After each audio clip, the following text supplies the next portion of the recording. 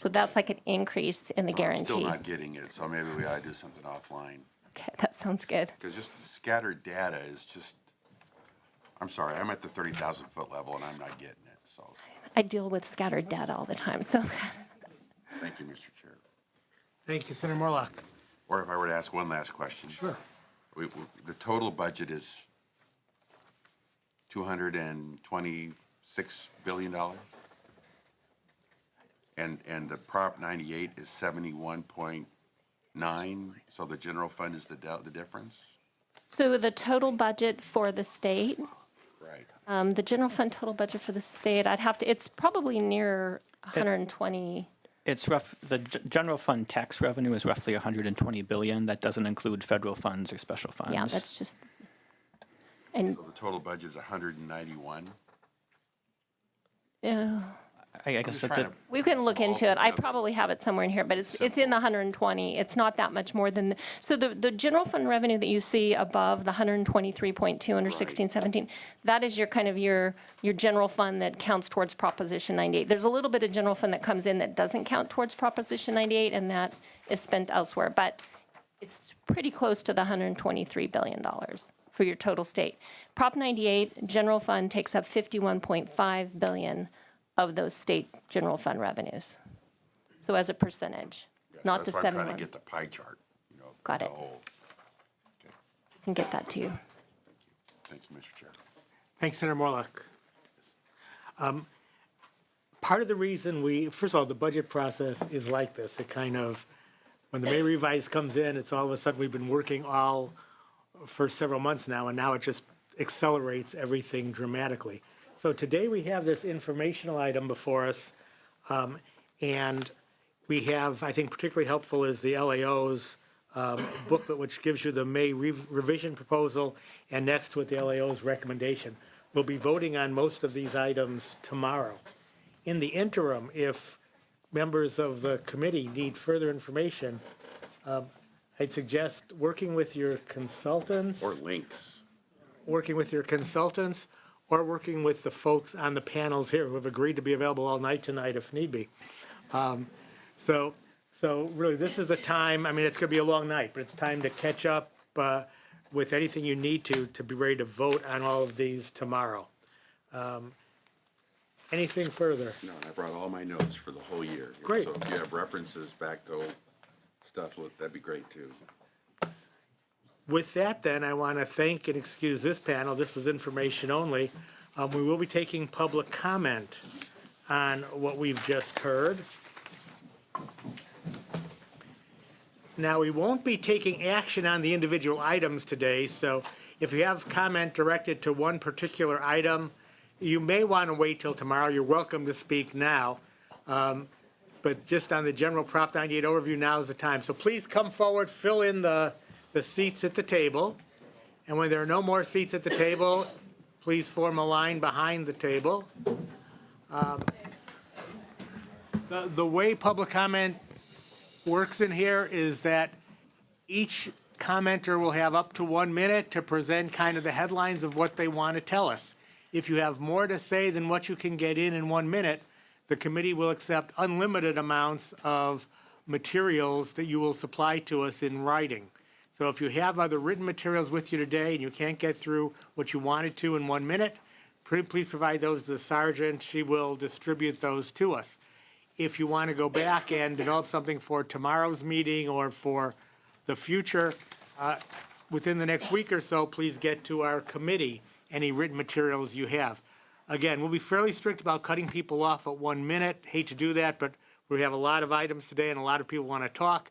So it will be a 1 minute limit, but again, unlimited backup materials to complement your 1 minute of headlines. We'll begin on my left, go left to right. As each seat vacates, we ask people in line to fill in behind the seat. Please begin by stating your name and any organizations that you represent. Mark? Thank you, Chair and members. Mark McDonald, McCallum Group, on behalf of a number of local community college districts, including San Diego, Los Angeles, and South Orange County. We would echo the comments of the Chancellor's Office on the base allocation increase and on the concern with using Proposition 98 dollars for Cal grant increases. To get into a couple more community college issues, particularly the strong workforce proposal, we applaud the governor to moving towards a 60-40 split in the allocation of the money regionally and locally. We would urge to increase that 70% locally, 30% regionally. The other thing on the strong workforce is we oppose the 60% cap on the local money that can be used for ongoing purposes. Local districts are going to have very different needs on what they need that money for, and micromanaging how they use that funding is the wrong way to go. And we've put the rest of our comments in written form to the committee and appreciate your consideration. Thank you. Thank you so much. Perfect timing. Next speaker, please. I'm Estelle Lemieux. I'm with the California Teachers Association, but here today representing the labor part of the Education Coalition, which we are partners of. The coalition opposes any Prop 98 dollars for use of facilities in this 100 million, referring to the 100 million loan proposal. We believe that we go along with the LAO's proposal that the hardship dollars should be used, and if they want to expedite that process, that they do so via the legislature. The other issue that's the coalition supports are the teacher workforce items. We believe that this is a good start in the right direction for helping address some of the crisis of teacher shortage in the state. With that, I'm going to hand off to my colleague here, Sarah Bachez, who's with CASBO, and she represents the management part of the Education Coalition. Thank you. Next speaker. Sarah Bachez, representing EDCO as well as CASBO on the early education block grant.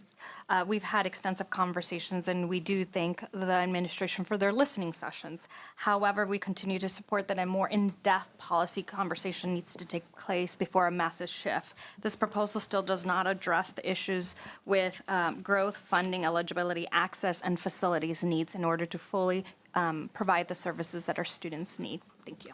Thank you. Next speaker. Mr. Chair and members, Ian Padilla with the Coalition for Adequate School Housing, and we support the Emergency Repair Loan Fund program. We do note that with the demise of the deferred maintenance program, the conclusion of the emergency repair program, and budget flexibility, there hasn't been a lot of funding for this. So while this is a loan program and not a grant program, we do think that it provides critical kind of a baseline for emergency and health and safety issues. We do recommend a couple of amendments. I won't talk about them now. We have submitted a letter aimed at helping small school districts in this program. Those are the ones that are going to have the most difficulty, and so we have a couple of recommended amendments. Thank you. Okay, thank you. Next speaker. Mr. Chair, Senators, Larry Galizio, President of the League. We represent all 72 districts. I have 3 points. Number one, thank the Governor and the Department of Finance for that $75 million base allocation. It's absolutely critical to maintain quality and to meet outstanding liabilities and future liabilities. Second, in terms of the investment in the strong workforce, we're grateful to the investment and the analysis that community colleges are critical for workforce development, but as had been mentioned before, we oppose this arbitrary 60% cap on direct spending by the colleges to meet the real demands that exist out there. Third, we want to go on the record of opposing the performance funding in the for basic skills. There's absolutely no evidence, number one, that performance funding works for anybody, but more importantly, to utilize this for the most vulnerable students and populations as an experiment is highly problematic. Thank you. Next speaker. Thank you, Mr. Chair and members. Jonathan Lightman on behalf of the Faculty Association of California Community Colleges. While we're disappointed by the lack of a COLA, we are very encouraged and support the $75 million increase to the base allocation. On the workforce, we would also agree that at least the option of a split of 30 regions, 70 to the district as opposed to a hard 40 to the region, 60 to the district would be preferable.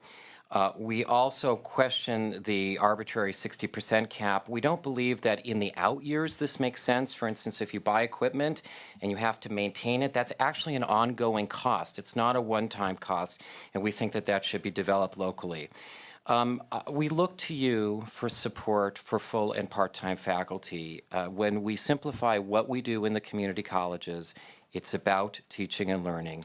And those priorities were not reflected in this budget, as well as an increase to student services like CalWorks, which never was restored after the recession, EOPS and DSPS. And finally, we would align ourselves with the League in terms of our opposition to performance-based funding and the basic skills. Thank you. Thank you. Last speaker on this topic. Good afternoon, Mr. Chair, members, and staff. Martha Alvarez, I'm with AXA, the Association of California School Administrators. We appreciate the governor's continued investment in LCFF. We believe ongoing funding should be dedicated to the formula so we can get school districts to the full target at a faster pace. We also support the $1.4 billion appropriation for the discretionary block grant for school districts. We are very pleased to see the teacher shortage proposal in the proposal. We believe it's the right initiative. There's probably more that we need to do over a longer period of time. Two concerns that we do have, as it was mentioned by my colleagues from the EDCO, has to do with the revolving loan program for school facilities. We have concerns about the use of Prop 98 for this purpose. Regarding the early education block grant, we appreciate the focus about aligning it to the K-12 system and streamlining the programs. However, we do remain concerned about the elimination of TK. We look forward to future conversations, and it should be done over a longer period of time. Thank you. Thank you. Well, I want to thank each of the speakers. You're all very concise with a lot of information in a short time. We appreciate that. With that, that concludes our work on Agenda Part A for today. Again, we'll be revisiting these issues in detail with votes tomorrow. So those of you who are just here for Part A, we'll see you tomorrow. And we'll move now to Part B of our agenda.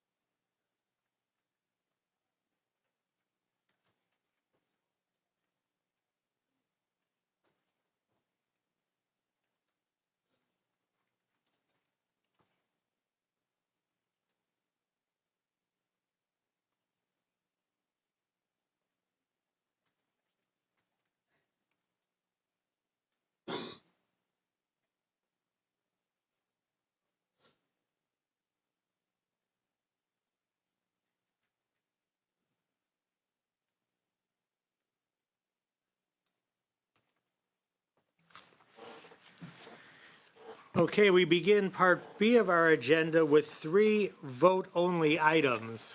By vote only, it means we've either discussed them already or they are fairly technical items that have come up new in the May revision. Now, we will not have panels to discuss the vote-only items because they are vote-only. However, we will allow, if members of the public want to address a particular vote-only item that's under issues 1, 2, or 3, there are a total, I believe, of 11 items.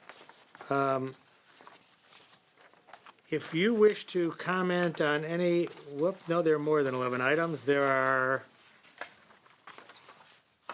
12 items. If anyone wishes to comment on any of the 12 items, it basically is the first 5 pages of your agenda packet. Please come forward now. Seeing no comment, we will then move to votes. I will ask staff to read the motion on each one, to then call the roll. Now, we'll do it. Let me ask my colleagues, are there any items colleagues wish to separate out from these? Which items do you wish to separate? Just number 10. Just number 10. Okay, so we'll do it by issue. So we'll do all of issue 1, then all of issue 2, and then all of issue 3 with the exception of number 10, which we will separate out and have a separate vote. So I'll ask the staff to read each of the issues and call the roll in the package. Each of the items, call the roll in the package. Issue 1, California State Library, Senator Block. Read what it is we're doing, Everything. please. Issue 1, California State Library, increased facilities rent and augmentation for library services, Senator Block. Aye? Senator Morlock. Aye. Senator Allen. Aye. Issue 2, Show that passing 3-0 and close the roll. Issue 2, University of California, UC revenue adjustments, amend provision related to sustainability plan, Senator Block. Aye? Senator Morlock. Aye. Senator Allen. Please show that passing 3-0 and close the roll. California Student Aid Commission, increased reimbursement for our partnership with College Futures Foundation. Item 5, revised Cal Grant programs estimates. Item 6, adjust offset general fund for Cal Grant program with temporary assistance for needy families reimbursements. Item 7, adjust estimates for various loan assumption programs for education. Item 8, supplement to Cal Grant B Access Award. Item 9, revised funding for law enforcement personnel dependence grant program estimates. Item 11, grant system procurement planning. And item 12, fund support for existing Cal Grant delivery system. And again, details on each of these items are provided in your packet, in the agenda packet. Senator Block. Aye? Senator Morlock. Aye. Senator Allen. Please show that passing 3-0 and close the roll, and we'll move back to item 10, issue 3. Item 10, middle class scholarship program estimates. Senator Block. Aye? Senator Morlock. No. Senator Allen. Please show that passing 2-1 and close the roll. And we now move on to our discussion and vote items momentarily.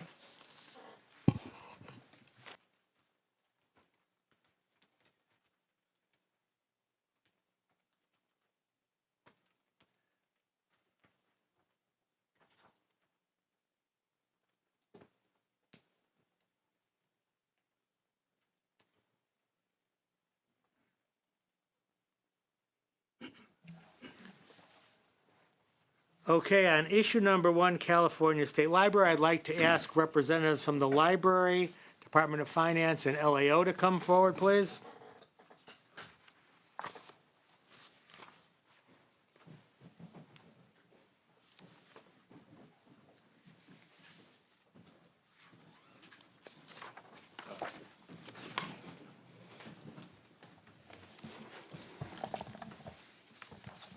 And let's start with who? Okay, we'll start with LAO.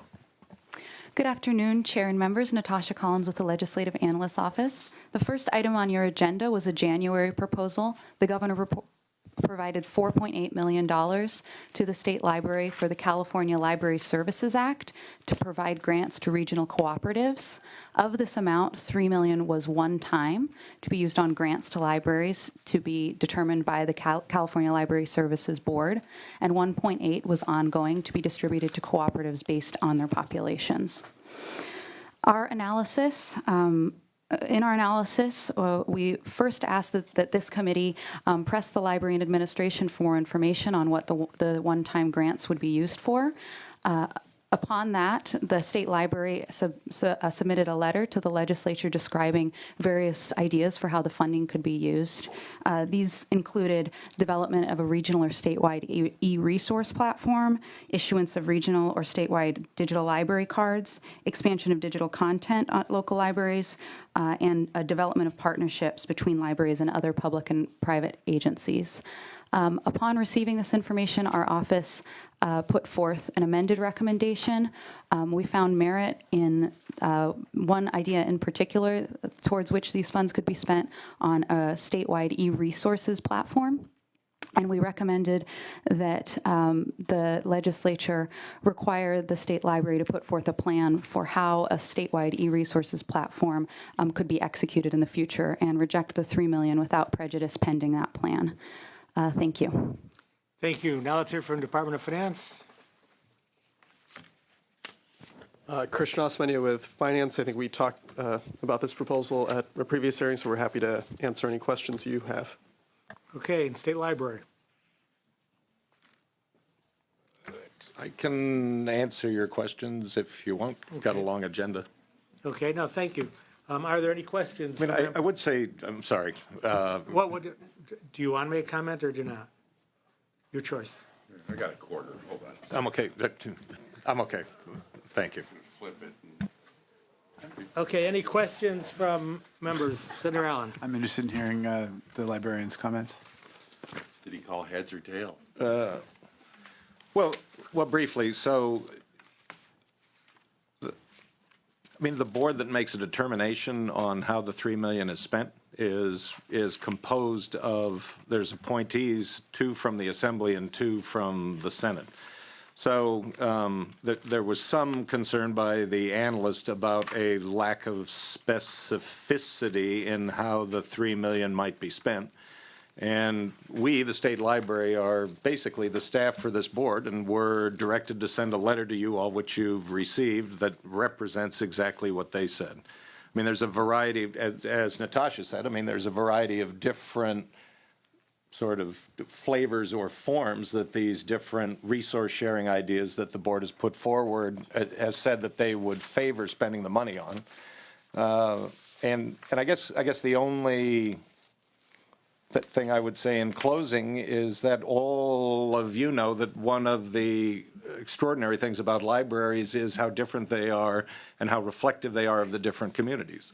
So so to say here is one thing that will work for all libraries, I think sort of undercuts their ability to be as responsive and nimble as they are in being reflective of the communities they serve. Okay, thank you. Senator Allen, any questions? Senator Morlock?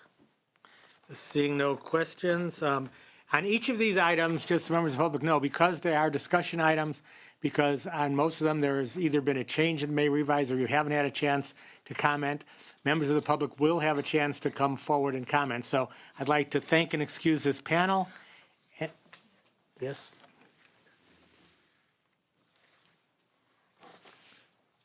Wait a second. You want to go to, is there a 3 on this one? Okay, one more issue for the library, and then we'll have public comment. Sorry to get you up early. On the second issue, which is augmentation for library services. Well, Thank you, Mr. Chair. This is a May revision proposal put forth by the administration that provides $505,000 to the state library to provide additional funds for the cost of publications, database subscriptions, and microfilm. Of that amount, 343 is for microfilm, 141,000 is for databases and other e-resources, and 21,000 is for periodicals and scientific journals. We don't believe that the legislature has enough information to evaluate these proposals. So our recommendation is that you reject it without prejudice. But we do believe some of the information you might want to effectively evaluate these proposals would be a justification for the costs. In our analysis, we only received a list of the subscriptions and their costs, and no information about the total costs of the subscriptions, the utilization of the subscriptions. We've heard that the state library has done to our office outreach about how government employees use these resources, but we have not seen the results of that outreach to justify the extension of existing resources or the purchase of new resources. Thank you. Does the library wish to respond? No, you guys gave a pretty good presentation of it this morning. Did you want to do that again here today? I thought that was pretty rocking. Okay, that will be, through the chair, please. They will be coming after you. Are you declining to comment on this? Finance summarized this proposal Okay, in a so nudge- the library another will not budget be commenting. subcommittee. We'll move to finance. Thank you, library. Good afternoon, Jack Swall, Department of Finance. The California State Library is the central reference and resource library for the state and provides resources to state employees and the general public. Consistent with that responsibility, the May revision provides $505,000 for the purchase of microfilm, database subscriptions, and academic and scientific journal subscriptions. Of that amount, $343,000 will be used to purchase microfilm copies of all 2015 newspapers printed by more than 2,200 individual publications. These newspapers include major newspapers like the San Francisco Chronicle, as well as smaller publications, some of which have limited to no online presence. $141,000 will be used to cover subscription costs for a number of databases and other e-resources. Many state departments rely on the library for access to databases for legislative research, economic analysis, and scientific studies. These funds would ensure continued access to these resources. $21,000 will be used for subscriptions to specialized journals and periodicals. These are more specific academic and scientific publications used by state researchers. In making budget decisions resulting from rising costs in other areas of its budget, the state library has ended some of these subscriptions. Several agencies have reported that the move has impaired their ability to conduct business. In addition, costs of these subscriptions are rising beyond what the state library can absorb with existing resources without impacting the level of service. This proposal allows for continued access to the information. Thank you. Thank you. Any questions or comments from my colleagues? Senator Morlock. Thank you, Mr. Chair. I should disclose that I've been a long time member of the California Historical Society. So Mr. Lucas, I'm trying to figure out what this is all about. Have we had a long-term history, the state and the Historical Society, and have we been sending them funds for a long time, or is this new? I'm sorry, Senator, that's another item on the agenda regarding the Historical Society? Well, I think, Number two, I'm sorry. Senator, I think just to clarify, that is your staff's recommendation to augment the governor's budget, or to augment the proposal in the May revision. So that's not a proposal from the governor. And I guess I'd make my obligatory, we oppose the additional spending. Yeah, I have two votes, so I apologize. Are we going to vote, are we talking about number one, Mr. Chair, or number one and two? We're talking about 1 and 2. So I'm addressing number two. And so two, I think if you... If you're not making the recommendation, then I'm talking to Mr. Lucas then, right? No, I think you're talking, the first, or I guess the third column in the agenda, at least as we're looking at it, reflects what the governor has proposed. The column immediately to its right reflects what your staff is recommending that this committee do. To provide a little clarity, I believe this item for the California Historical Society was included by the legislature as a proposal. So I understand and can answer your question if you'd like. That'd be great. Okay. The California Historical Society's been around since 1850. It's an outside of state government nonprofit entity that has a terrific collection of... I'm well aware of Okay. I'm a member. I've been a member for decades, and So this I get to is... go to San Francisco once in a while. They always seem to be closed when I'm in town, but not always. But well, I've had the same experience. This is proposal that, as Christian said, the administration doesn't favor. It's something for you all to decide at a level higher than me. If you're asking from the library's point of view, basically this proposal, a chunk of money would come to us and would move from us to the Historical Society. I mean, we're a Has it been pass-through done entity. before, or is this new? No, this would be without this would be precedent setting. In 165 years, the state's never sent them a dime of taxpayer money. Okay, that was my first question, is what's the relationship? So I'm trying to somehow figure out if I should just recuse myself. So. We did send them, in fairness, we, the state library, sent them a $50,000 grant this year through the federal LSTA money to help them with a digitization project that they were doing. In part because it was really cool, but in part because they wouldn't like me to characterize it this way, but their work sort of served as a canary in a coal mine for us, who are doing a similar digitization project with local public libraries around the state. So we've done, I mean, federal money is taxpayer money too, so we have given them 50 grand in grants. Well, I've enjoyed a relationship with your predecessor, Kevin Starr, and certainly enjoyed a relationship with John Holliday, who was one of the former presidents of the Historical Society. Just an incredible, fun guy. The World Rushed In was a great book that he wrote. It is a terrific book. It's terrific. I refer it all the time. But I'm just trying to get my arms around this. I mean, the policy merits are something for people in the higher in the administration and for you all to make a decision on. In terms of, it's no burden on us to effectuate what's proposed in there. Thank you, Greg. Can we hear again from LAO where you are on this one part of this, the $1 million, $521,000 to library to pass through to the Historical Society? We haven't received a lot of information on the proposal, but there has not been a traditional relationship such that we pass through general fund to this organization, to my understanding. This would be precedent setting, and